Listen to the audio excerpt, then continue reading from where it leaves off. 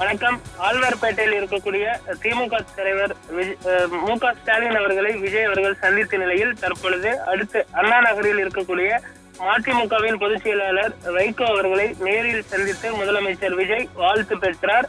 முதல்வரானதற்கு பிறகு பல்வேறு கட்சிகளின் தலைவர்களையும் தொடர்ந்து சந்திப்பு நடத்தி வரக்கூடிய முதல்வர் விஜய் அவர்கள் தற்பொழுது திமுகவின் கூட்டணி கட்சியான மதிமுகவின் பொதுச் செயலாளர் வைகோ அவர்களையும் சந்தித்திருப்பது குறிப்பிடத்தக்கது.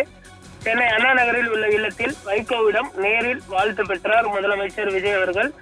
வைகோ அவர்கள் அரசியலில் ஒரு நீண்ட அனுபவம் உடையவர், பல்வேறு தலைவர்களுடனும் பயணித்தவர். கலைஞர் கருணாநிதி, அதே போன்று முன்னாள் முதல்வர் ஜெயலலிதா உள்ளிட்டோரிடம் வந்து பயணித்தவர் வைகோ அவர்கள். தற்பொழுது விஜய் அவர்கள் வைகோவையும் சந்தித்து அவரிடம் ஆசி பெற்றுவிட்டு அதே போன்று அவருக்கு இடமிருந்து ஒரு சில அறிவுரைகளையும் பெற்றிருக்கிறார்.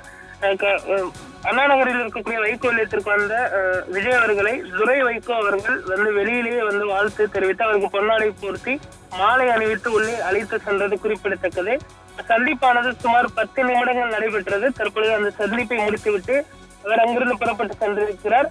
விஜய் அவர்களை வைகோ அவர்கள் கையை பிடித்து வெளியே அழைத்து வந்து தொண்டர்களை நோக்கி இருவரும் கையை சேர்த்தது குறிப்பிடத்தக்கது. தொண்டர்களை பார்த்து முதலமைச்சர் விஜயும் பொதுச் செயலாளர் வைகோவும் கையை சேர்த்து உற்சாக மிகுதியில் வந்து மகிழ்ச்சி அடைந்ததும் குறிப்பிடத்தக்கது.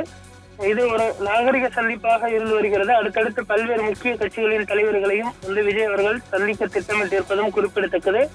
அடுத்து 3வது வாரம் அவர் டெல்லி சென்று பிரதமர் நரேந்திர மோடி உள்ளிட்ட தலைவர்களையும் சந்திப்பதற்கு திட்டமிடப்பட்டிருக்கிறது. அடுத்து பாமகவின் தலைவர் அன்புமணி ராமதாஸ் அவர்களையும் சந்திக்க விஜய் திட்டமிட்டிருப்பதாக தகவல் வெளியாகி இருக்கிறது.